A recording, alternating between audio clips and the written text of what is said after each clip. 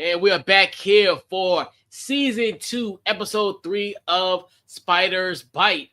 On this week's episode, we'll talk about the Richmond Spiders getting their first win of the season versus Wofford. My takeaways from Coach Russ Huesman's presser on Wednesday. And the boys conclude a 3-game road trip as they head to Chapel Hill to face Bill Belichick and the North Carolina Tar Heels. So let's unpack season 2, episode 3 of Spider Byte. So let's talk about first. Definitely huge shout out to the Spiders. A 14-10 win over Wofford on Saturday. Playing in the elements, had an hour, 40-minute delay. The boys took care of business down in Wofford to get their first win of the season. Defense held Wofford to 158 total yards, 111 passing yards, and only 47 rushing yards. They sacked the quarterback 4 times. And with that win, Coach Russ Huesman gets his 53rd win, and he's tied for second of all time. And I know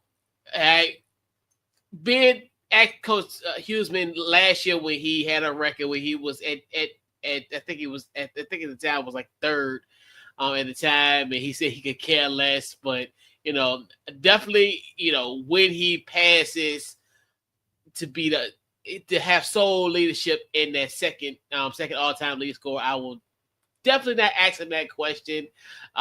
If we'll put it this way, if he gets the win next week against VMI or potentially get the win against Carolina on Saturday, I'm not going to ask him that question. I'm not going to do that. So without that, so we'll talk about that. So let's talk about Coach Huesman's presser on yesterday. Things that kind of takeaways that I got from it. He talked about as far as the win over Wofford, pretty much saying that they executed a lot better compared to the Lehigh game. They eliminate, the key going forward is eliminating penalties and execution and the energy. He was asked a question as far as the preparation against North Carolina, obviously, with Carolina being a FBS school, so obviously, and from a Power 4 conference in Atlantic Coast Conference. He made some great points about kind of what is needed in this game. Obviously, he said, there's no room for error. When you have the opportunity to catch the ball, catch it, make plays, make the play. This is a situation where you can't miss a drop of pass and say it's a my bad type of game. It's simply, hey, when you have an opportunity to get your hand on the ball, take advantage of it. Be opportunistic in those opportunities, because when you have a team of that level that you have to execute, almost damn near to perfection. But it's those moments you have to be opportunistic when that time comes for you. And another thing that I found really interesting in the presser yesterday, because I think it was our guy Nolan Knight from Channel 8. I think he asked it, or maybe our guy Lancaster Dante, Channel 6. One of them asked a question as far as his relationship, his had a relationship with Bill Belichick. He talked about a story when he came to Richmond, but Bill Belichick scouted one of his players when Coach Huesman was at Chattanooga, and the guy pretty much was projected to be like a free agent, late round pick.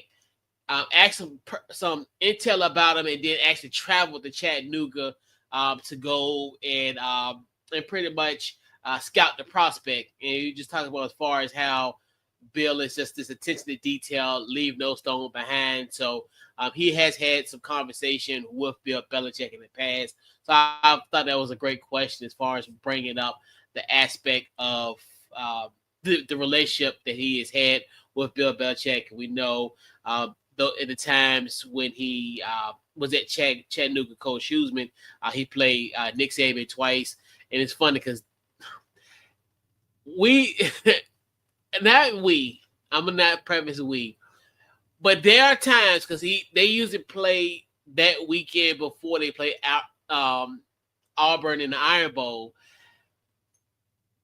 Tongue in cheek, but we used to say that's kind of like Alabama's bad week. So that's just some tongue in cheek. It is what it is, but that's how it kind of goes down. So, and they also talked about as far as just the personnel from UNC, pretty much saying that these guys are physical on both ends. Their speed. He even talked about Gio Lopez. He talked about how dynamic of a quarterback he is, and they could get loose, and hopefully he doesn't have that game where he goes loose against Richmond. So, and it's funny thing about this matchup.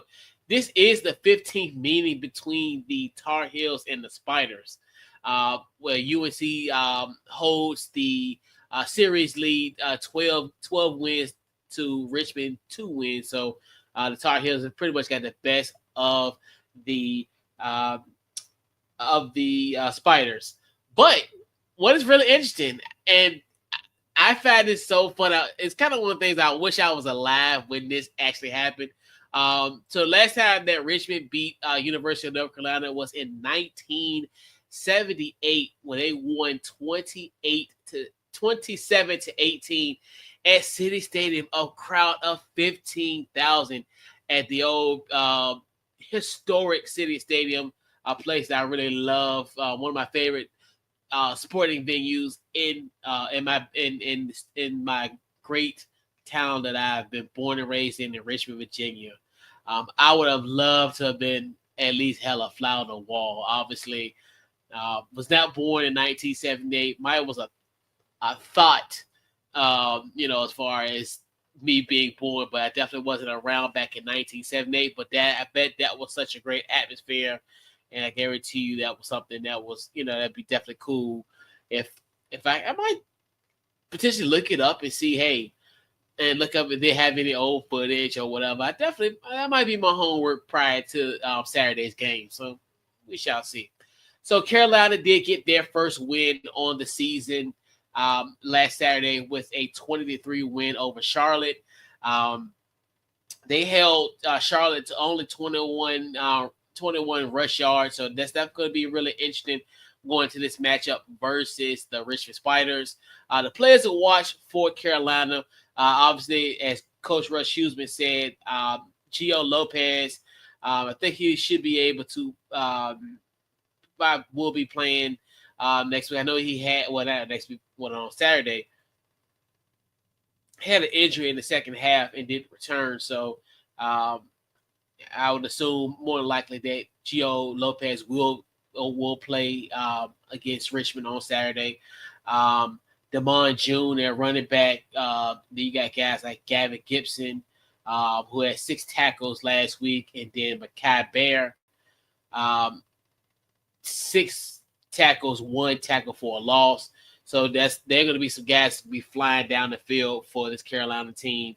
And then obviously, if you look at it on the Richmond sides, definitely want to look. It starts with Cal Wickersham.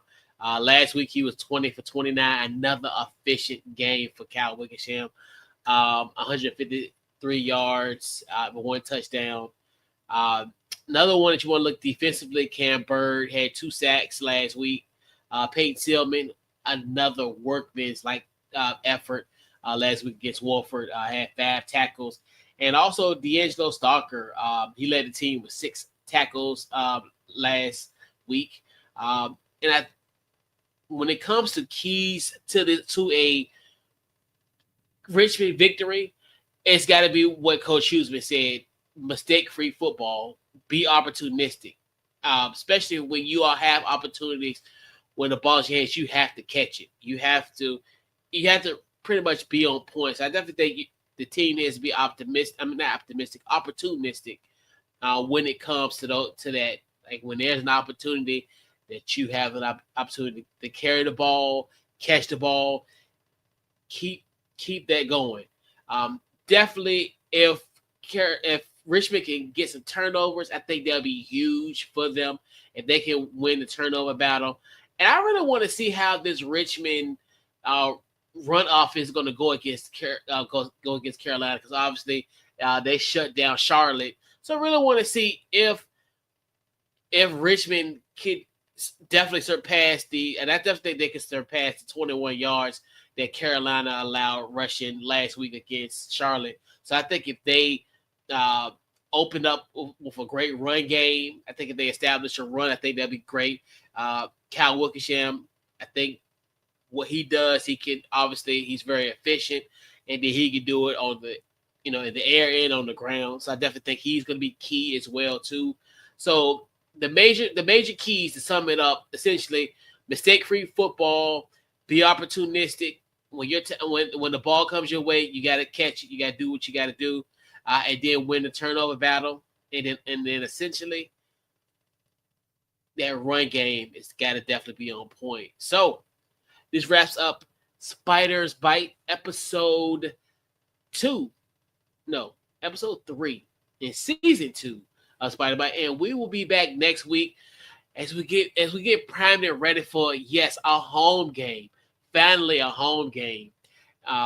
So we'll get you guys ready for next week's home opener versus VMI, and we'll get you guys on our next episode. And we're out.